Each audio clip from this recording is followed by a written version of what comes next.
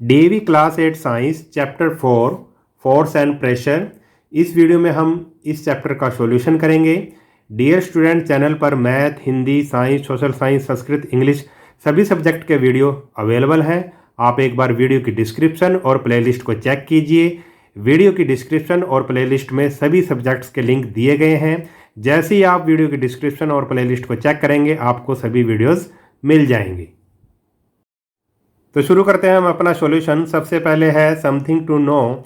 ए part है filling the blanks.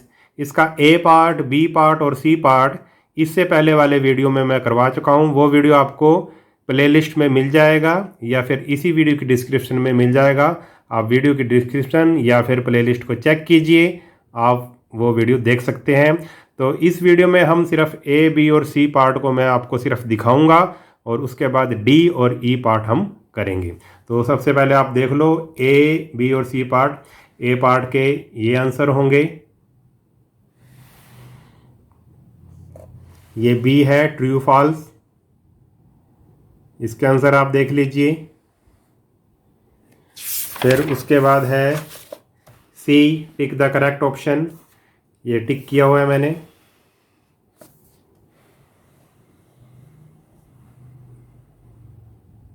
A, B और C part वाला वीडियो आप प्लेलिस्ट चेक करके देख सकते हैं।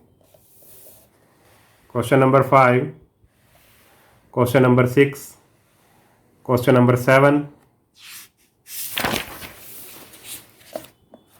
अब है part D, answer the following question in brief. देखो, इसको हम आपको सॉल्यूशन भी मिलेगा और इसको हम अच्छे से करेंगे, इसलिए वीडियो में टाइम लग सकता है। 20 मिनट लग सकते हैं, 25 मिनट लग सकते हैं, 30 मिनट लग सकते हैं। ठीक है, अगर आप समझ सकते हो, अगर आप टाइम दे सकते हो तो इस वीडियो को कंप्लीट देखिए ताकि आपको अच्छे से समझ में आ जाए।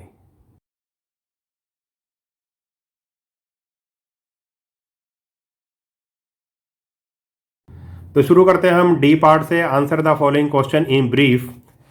फर्स्ट क्वेश्चन है डी का, in the following situation identify the agent exerting the force, also state the effect of force in each case.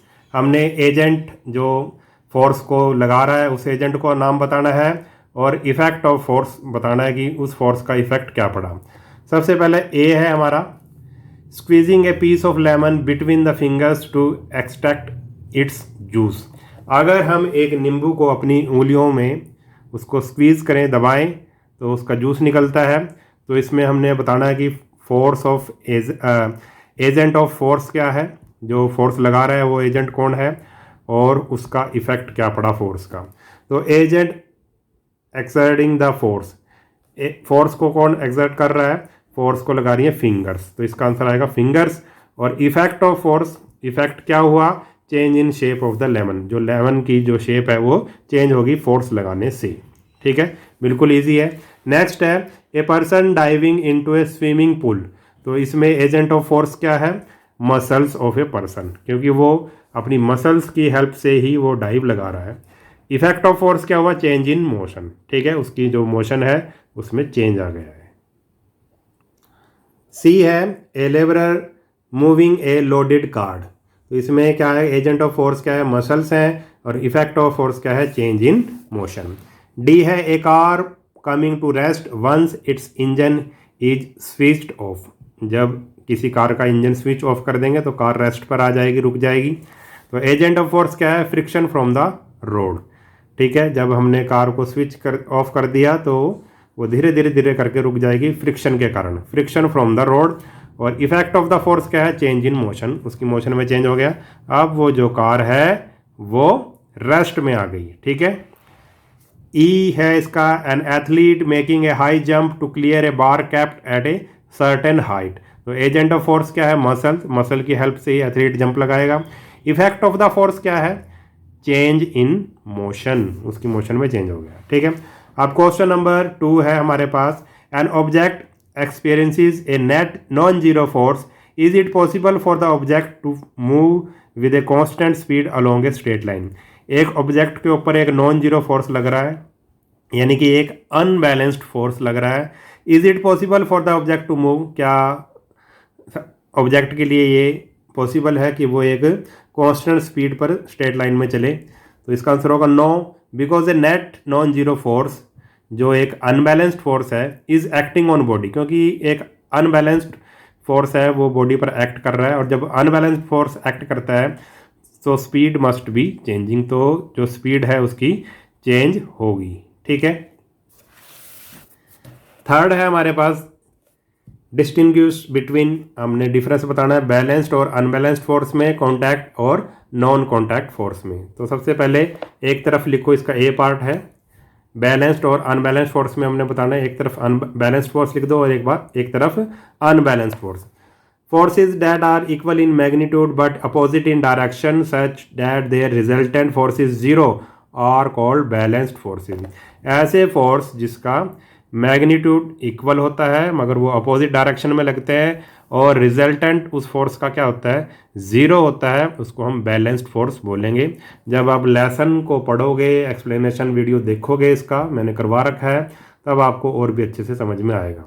और अनबैलेंस्ड फोर्स क्या है, when the net force acting on object is non-zero, the forces acting on it are called unbalanced force। जब force का net force acting on object is non zero, जब non zero हो तब हम कहेंगे कि वो क्या है, अनबैलेंस्ड फोर्स है। सेकंड है इसका difference, balance forces do not change the state of rest. जो बैलेंस्ड फोर्स है वो स्टेट ऑफ रेस्ट अगर उसको चेंज नहीं करते, और motion of an object they may change in the size and shape of the object. वो size और शेप को उसकी क्या कर सकते हैं, चेंज कर सकते हैं। ठीक है, जैसे मान लो आपने एक कोई चीज़ ली, कोई रबड़ की बॉल ऐसे ली, इधर से भी आपने दोनों हथेलियों के बीच में ले लिया, इधर से भी दबाया और इधर से भी दबाया, तो इस रबड़ की जो गेंद है वो पिचक जाएगी। ठीक है, मगर उसका वो वहीं पे रहेगी, पिचक जाएगी। ठीक है, उसकी चेंज हो गया क्या, साइज और शेप उसका चेंज हो जाएगा, मगर उसकी जो मोशन है वो चेंज नहीं होगी, वो वहीं रहेगी आपकी हथेलियों के बीच में। ठीक है, ये बैलेंस्ड फोर्स का एग्जाम्पल है। ऐसी अनबैलेंस्ड फोर्स में change in state of rest, unbalanced force change कर सकता है, और motion as well as in size and shape of an object. ठीक है, और उसका साइज और शेप भी चेंज कर सकता है अनबैलेंस्ड फोर्स। ये था थर्ड का ए पार्ट। अब थर्ड का बी पार्ट है contact and non contact force के डिफरेंस बताना है। कॉन्टैक्ट फोर्सेस क्या होते हैं, the forces which act only when object are in direct physical contact with each other.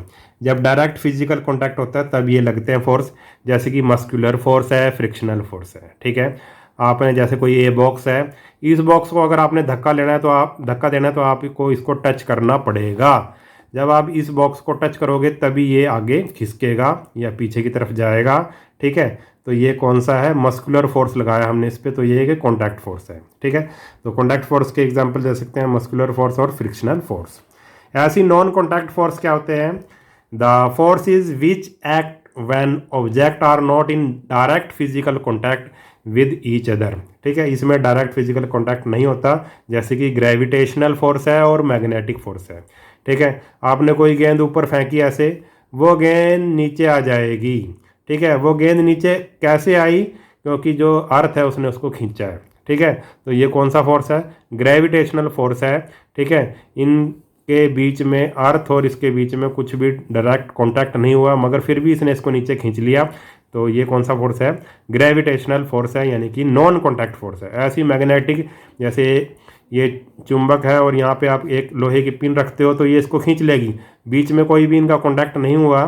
ठीक है, इसके पास रखा था हमने, कोई भी कॉन्टैक्ट नहीं हुआ, फिर भी इसने इसको खींच लिया, तो ये कौन सा है, मैग्नेटिक फोर्स। ठीक है, तो ये था इनके बीच में डिफरेंस। क्वेश्चन नंबर 4 है, when we throw a ball upward what happens to its speed while it is going up, give reason for your answer. जब हम एक बॉल को ऊपर की तरफ फेंकते हैं तो वो नीचे क्यों आ जाती है। ठीक है, नीचे आ जाती है।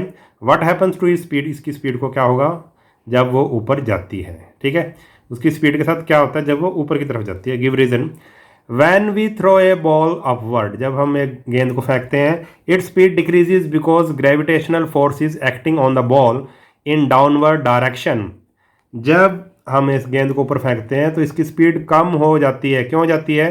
क्योंकि ग्रेविटेशनल फोर्स लगता है उसको नीचे की तरफ। कौन लगाती है? अर्थ लगाती है। Acting on the ball in downward direction, gravitational force के कारण वो नीचे आती है और की स्पीड कम हो जाती है। Also air resistance opposite the motion of the ball, और जो एयर रेजिस्टेंस है, एयर भी उस पर क्या लगाती है? फोर्स लगाती है। ठीक है, एयर उसको रेजिस्ट करती है, रोकती है, इसलिए उसकी स्पीड कम हो जाएगी जब बॉल को हम ऊपर फेंकेंगे ग्रेविटेशनल फोर्स के कारण और जो एयर है उसके रेजिस्टेंस के कारण। नेक्स्ट क्वेश्चन है the figure shows a man with A parachute. देखो इसमें एक बुक में आपके फिगर दिखा रखी है, जो एक आदमी है वो पैराशूट की हेल्प से वो हवा में है, ठीक है, आसमान में है। अब हमने क्वेश्चंस के आंसर देने हैं। क्या क्वेश्चन इसने पूछा है?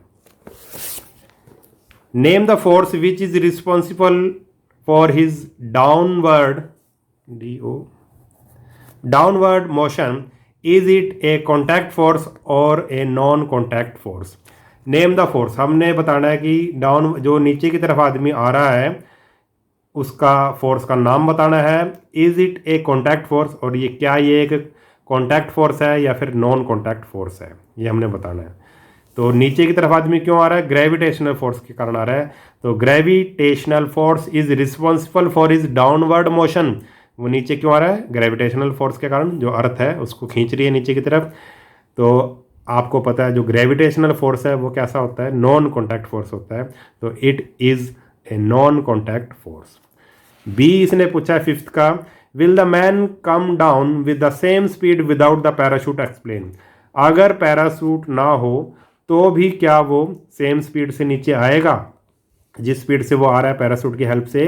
क्या पैराशूट के बिना भी वो सेम स्पीड से आएगा?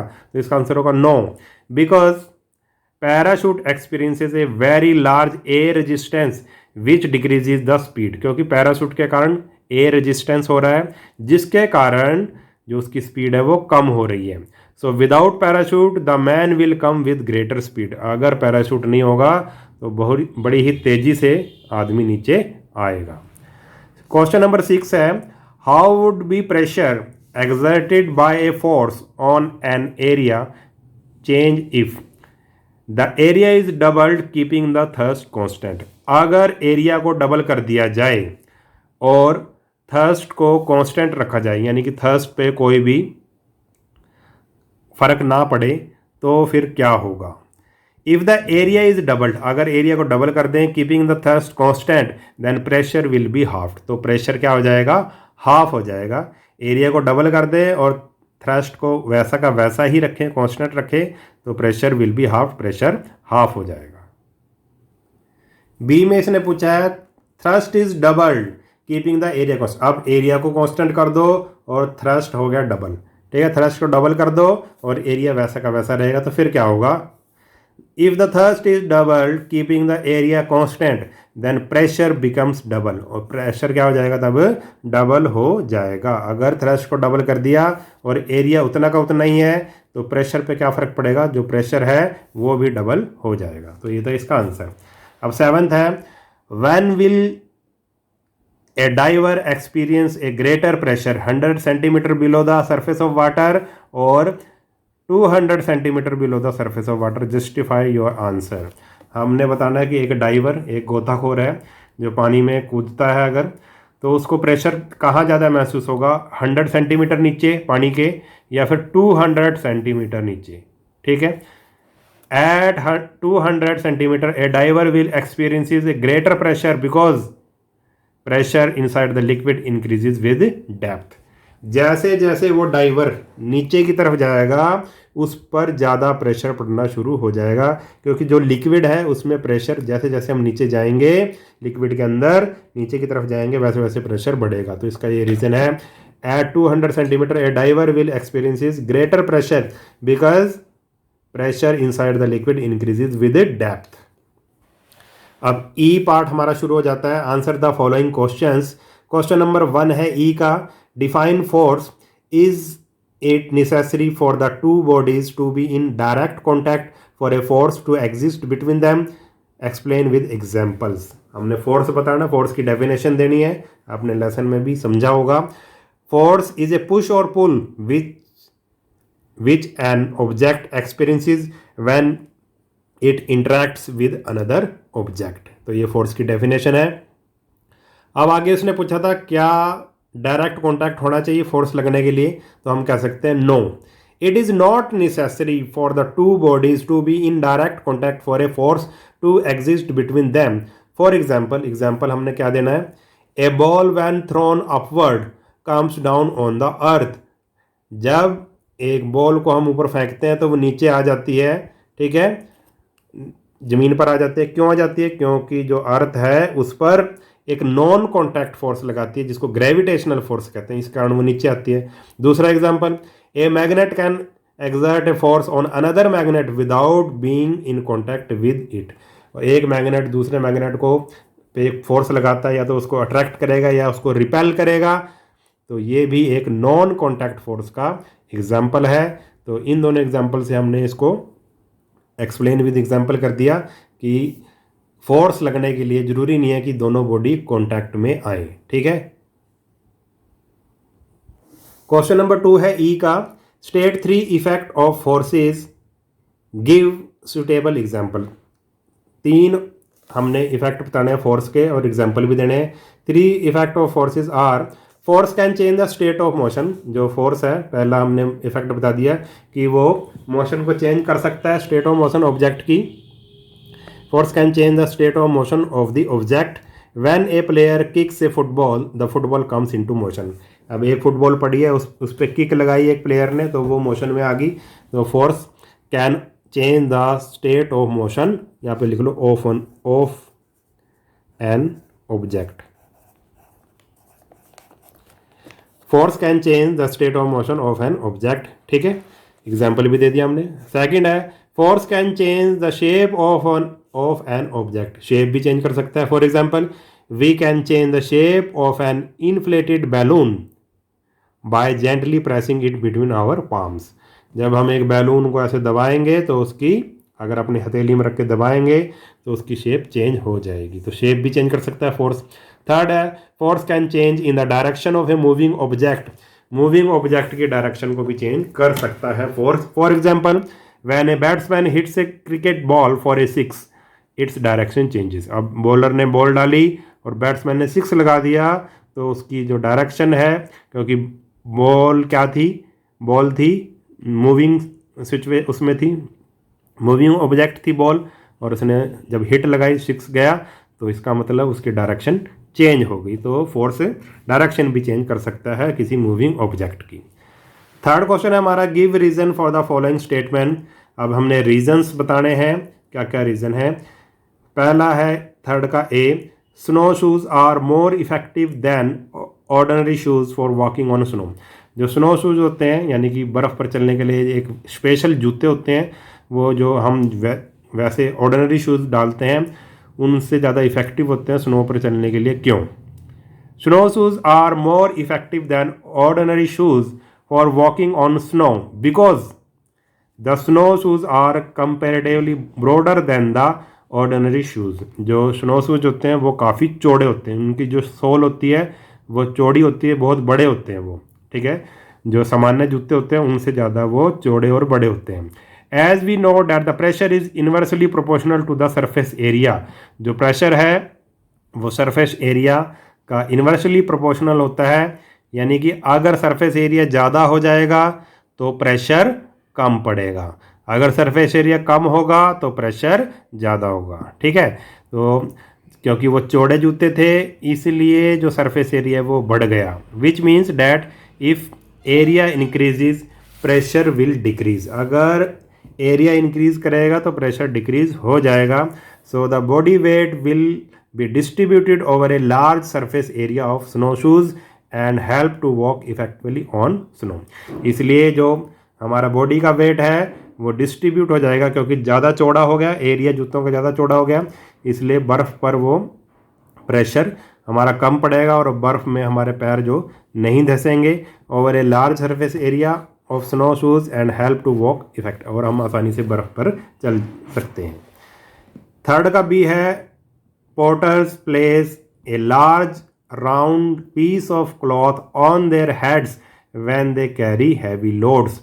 जो पोर्टर्स होते हैं यानी कि जो कुली होते हैं अपने सिर पर एक राउंड पीस ऑफ क्लॉथ रख लेते हैं, ठीक है, हैवी जब वो लोड उठाते हैं। क्यों? Porter place a large round piece of cloth on their heads when they carry heavy loads because by doing this they increase the area of contact of the load with their head। क्योंकि देखो वही बात आ गई, area जब ज़्यादा हो जाएगा तो प्रेशर कम पड़ेगा। कपड़ा रखने से ऐसे गोल गोल जब वो कपड़ा बांध के अपने सिर पे रखते हैं तो उससे उनका सिर का एरिया बढ़ जाता है। एरिया बढ़ जाएगा तो उन पे जो वो सामान उठाएंगे, भारी सामान उठाएंगे, उनके सिर पर प्रेशर कम पड़ेगा, वो आसानी से उठा सकेंगे। तो increase the area of contact of the load with their head so the pressure on their head is reduced. इसलिए प्रेशर उनके जो हेड पे है वो कम हो जाएगा। And they find it easy to carry the load, वो आसानी से उस भार को उठा सकेंगे। थर्ड का सी है, a sharp knife cuts vegetable and fruits more effectively than a blunt knife. एक जो तेज चाकू है और एक जो खराब चाकू है, उससे जो तेज चाकू है वो आसानी से काट देता है सब्जियों को और फ्रूट्स को, जबकि एक ब्लंट नाइफ नहीं काट सकता। ऐसा क्यों? देखो ये जितने भी हमें ये थर्ड क्वेश्चन में रीज़न देने हैं वो सारे एरिया से रिलेटेड हैं, फोर्स से रिलेटेड हैं। अगर एरिया ज़्यादा होगा तो प्रेशर कम पड़ेगा, अगर एरिया कम होगा तो प्रेशर ज़्यादा पड़ेगा। ठीक है, इसी थ्योरी पे सारे बेस हैं। As the area of the sharp knife is less, अगर देखो क्योंकि जो शार्प नाइफ होता है वो बड़ा तीखा होता है, उसका एरिया कम होता है than that of the blunt knife. Blunt knife से वो उसका एरिया कम होता है शार्प नाइफ का। Thereby it increases the pressure while cutting vegetable and fruit. इसलिए जो प्रेशर बढ़ जाता है और आसानी से क्या कटिंग फ्रूट कर सकते हैं हम और वेजिटेबल कर सकते हैं। So a sharp knife cuts vegetable and fruit more effectively than a blunt knife. इसलिए जो शार्प नाइफ आसानी से ब्लंट नाइफ की तुलना में सब्जियों को काट देता है, फलों को काट देता है। नेक्स्ट भी यही रीज़न है। School bags are provided with wide strap to carry them. जो स्कूल बैग है उनके जो स्ट्रैप्स होते हैं जो कंधे पे टांगते हैं स्कूल बैग्स को, उनके स्ट्रैप्स बड़े चौड़े चौड़े होते हैं, जो उनकी पट्टियाँ होती हैं बड़ी चौड़ी चौड़ी होती हैं। क्यों? School bags are provided with wide strap to carry them because it increases surface area in contact with shoulders and reduces pressure on shoulder. ठीक है, इससे क्या होता है, सरफेस एरिया बढ़ जाएगा, ठीक है, स्ट्रैप्स का, और फिर प्रेशर क्या हो जाएगा, कम हो जाएगा जो शोल्डर के ऊपर। ठीक, so the pressure on the shoulder is reduced and it is easier to carry the school bag. Pressure shoulder पे रिड्यूस हो जाएगा और आसानी से हम फिर उसको उठा सकते हैं स्कूल बैग को। क्वेश्चन नंबर 3 का ई है, it is much easier to burst an inflated balloon with a needle than with the finger. एक फूले हुए गुब्बारे को सुई से तोड़ना, नीडल से तोड़ना आसान है, और अगर हम उसे उंगली से तोड़ना चाहें तो वो नहीं फूटेगा, उंगली से नहीं फूटेगा, मगर वो एक सुई से आसानी से फूट जाएगा। ऐसा क्यों? ये भी वही है। It is much easier to burst an inflated balloon with a needle than with a finger because the needle covers less area as compared to the finger. क्योंकि जो नीडल है उसका एरिया कम होता है फिंगर की तुलना में। एरिया कम है तो प्रेशर ज़्यादा पड़ेगा। This helps the needle to exert more pressure on the balloon to make it blast. ठीक है, इसलिए जो नीडल है वो ज़्यादा प्रेशर डालेगी और वो जो गुब्बारा है वो ब्लास्ट हो जाएगा, फूट जाएगा।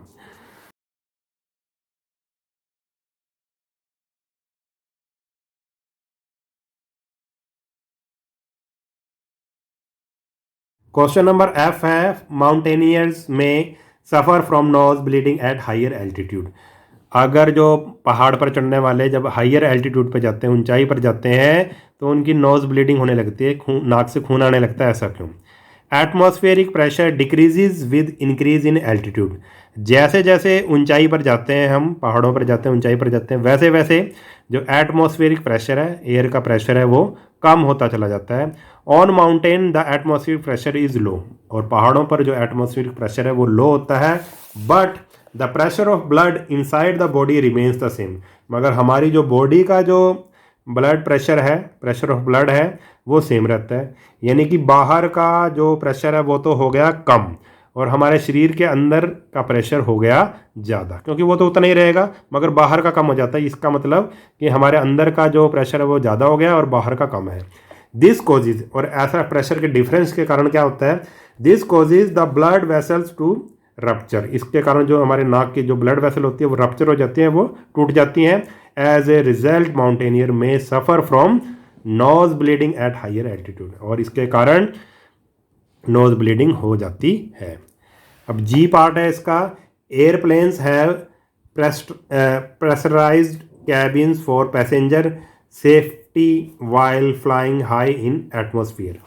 जब एरोप्लेन जब उड़ता है, एयरप्लेन जो उड़ते हैं ऊपर जाते हैं, एल्टीट्यूड पे जाते हैं, बड़ी ऊंचाई पे जाते हैं, तो उनका जो कैबिन होता है वो उसको हवा से प्रेशर दिया जाता है। ऐसा क्यों किया जाता है, उसका रीज़न बताना है हमने।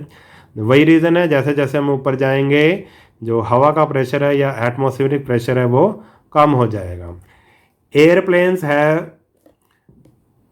Pressurised cabins for passenger safety while flying high in the atmosphere because at high altitude, ज़्यादा ऊंचाई पे, the atmospheric pressure is low, जो एटमॉस्फेरिक प्रेशर है वो लो हो जाता है।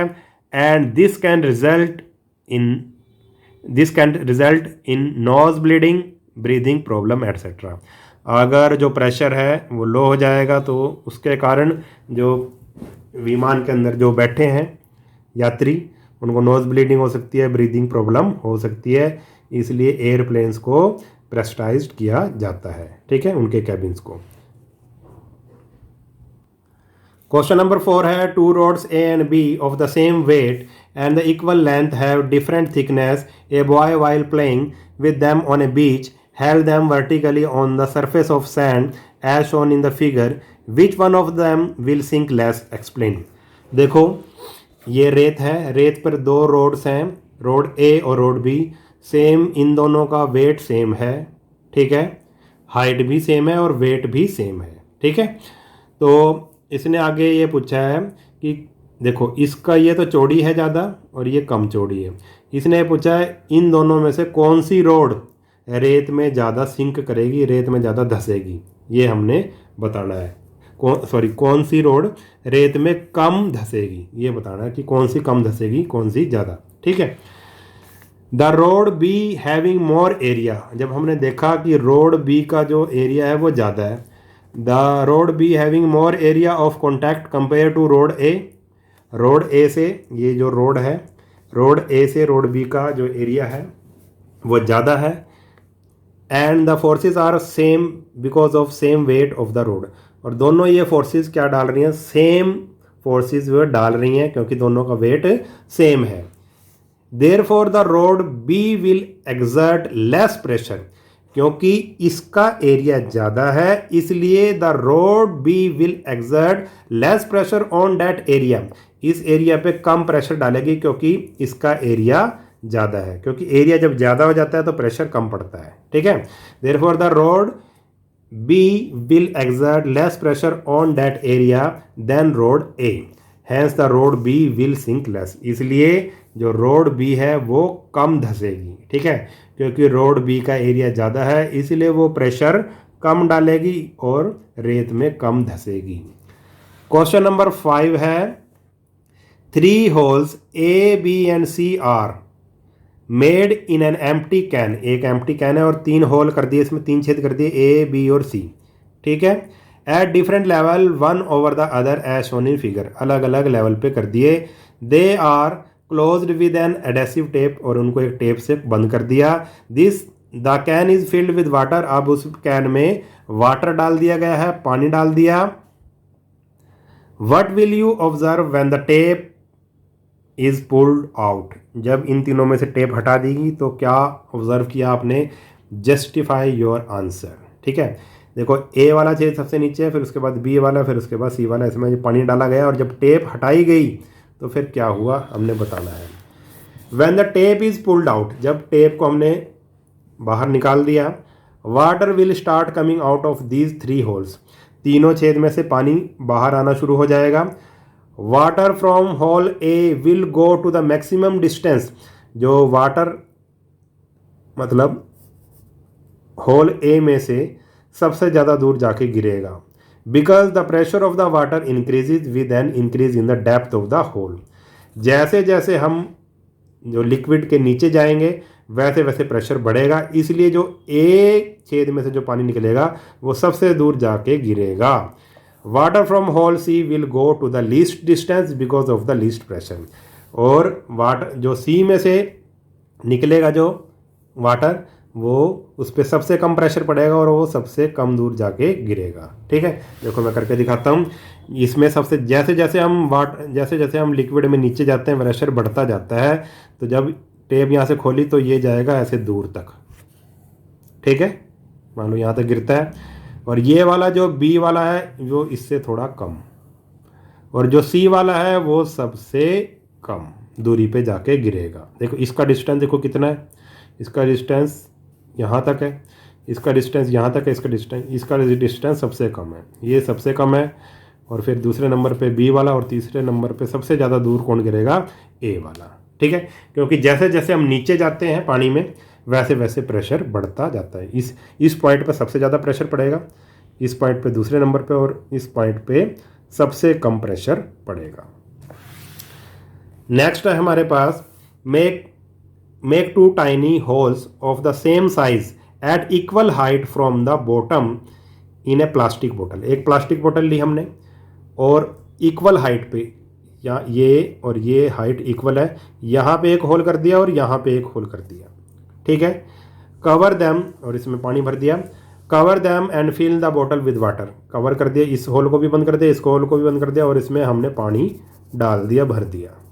अब देखो, let the covers be now removed. अब इस कवर को हटा दो। State the observation and resulting conclusion based on this activity.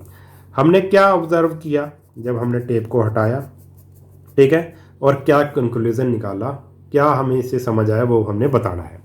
देखो ऑब्जर्वेशन क्या, when the covers are removed from hole A and B, water is seen to emerge out from 2 holes with equal force and reach to same distance. जब हमने tape हटाई तो दोनों में से पानी आएगा, ठीक है, और वो पानी इक्वल डिस्टेंस पे गिरेगा जाके। ठीक है, दोनों पे इक्वल प्रेशर पड़ेगा और इक्वल डिस्टेंस पे जाके वो गिरेगा। मान लो ये 4 सेंटीमीटर है यहाँ से यहाँ तक, और यहाँ से यहाँ तक भी क्या होगा, 4 centimetre. Equal pressure equal force पड़ेगा इन दोनों पानी, इस पॉइंट पे और इस पॉइंट पे, और इक्वल डिस्टेंस पे जाके वो पानी गिरेगा। ये तो हमने निकाली ऑब्जर्वेशन। ठीक है, ऑब्जर्वेशन। कंक्लूजन क्या निकाला, कंक्लूजन हमने ये निकाला,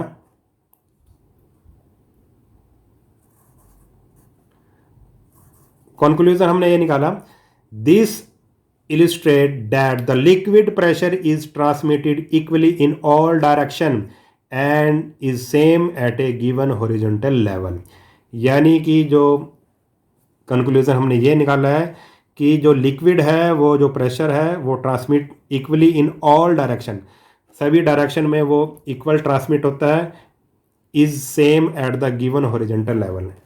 अगर हाइट, इसी कंटेनर में लिक्विड अगर हाइट सेम है, ठीक है, तो उन दोनों पॉइंट पे, जैसे ये पॉइंट ए और पॉइंट बी है, उन दोनों पॉइंट पे प्रेशर भी जो लिक्विड का है वो सेम पड़ेगा। ठीक है, तो ये हमने इसका कंक्लूजन निकाला है। अब इसका क्वेश्चन नंबर 7 है और लास्ट क्वेश्चन है इसका, discuss in brief the variation in atmospheric pressure with altitude. हमने बताना है कि एटमॉस्फेरिक प्रेशर का एल्टीट्यूड के साथ क्या वेरिएशन होता है, क्या से फर्क पड़ता है उस पर। Do changes in temperature also cause A change in atmospheric pressure. अगर टेम्परेचर में चेंज है तो क्या एटमॉस्फेरिक प्रेशर में चेंज होता है। 2 क्वेश्चन पूछे हैं इसने, तो सबसे पहले फर्स्ट का देते हैं हम जवाब। एज वी मूव अपवर्ड, जैसे जैसे हम ऊपर जाते हैं through the atmosphere, the height of air column above us would decrease, और एयर कॉलम की जो हाइट है वो डिक्रीज हो जाती है। This would result in a decrease in air pressure at higher altitude. यानी कि जैसे जैसे हम ऊपर जाते हैं वैसे वैसे एटमॉस्फेरिक प्रेशर कम होता चला जाता है। ठीक है, फर्स्ट का आंसर दे दिया। अब सेकंड में इसने पूछा था कि क्या टेम्परेचर पे फ़र्क पड़ता है, टेम्परेचर का एटमॉस्फेरिक प्रेशर पे फ़र्क पड़ता है, तो हम कहेंगे yes, temperature cause A change in atmospheric pressure. Temperature के कारण जो एटमॉस्फेरिक प्रेशर है वो चेंज होता है। ड्यू टू द अनइवन, अब एग्जांपल दे दिया, due to the uneven heating of earth surface, क्योंकि अर्थ कहीं पे ज़्यादा गर्म होती है, कहीं पे कम गर्म होती है, आपने सोशल साइंस में पढ़ा होगा। Air pressure can change rapidly, जो एयर प्रेशर है वो चेंज होता रहता है, गर्म जगह पर अलग तरह का एयर प्रेशर होता है और ठंडी जगह पर अलग तरह का। As the warm air rises up, जैसे वार्म एयर ऊपर उठती है, गर्म हवा ऊपर उठती है, it create a low pressure, तो वहाँ पे लो प्रेशर बन जाता है। And the cold air lowers down creating high atmospheric pressure, और जो कोल्ड एयर है वो क्रिएटिंग हाई एटमॉस्फेरिक, उसके कारण हाई एटमॉस्फेरिक प्रेशर हो जाता है। ठीक है, तो ये हमने कंप्लीट कर लिया लेसन। अगर वीडियो आपको अच्छा लगा है तो चैनल को सब्सक्राइब कर लेना और वीडियो को अपने सभी दोस्तों के साथ शेयर जरूर कर देना। मिलते हैं नेक्स्ट वीडियो में, तब तक के लिए नमस्कार।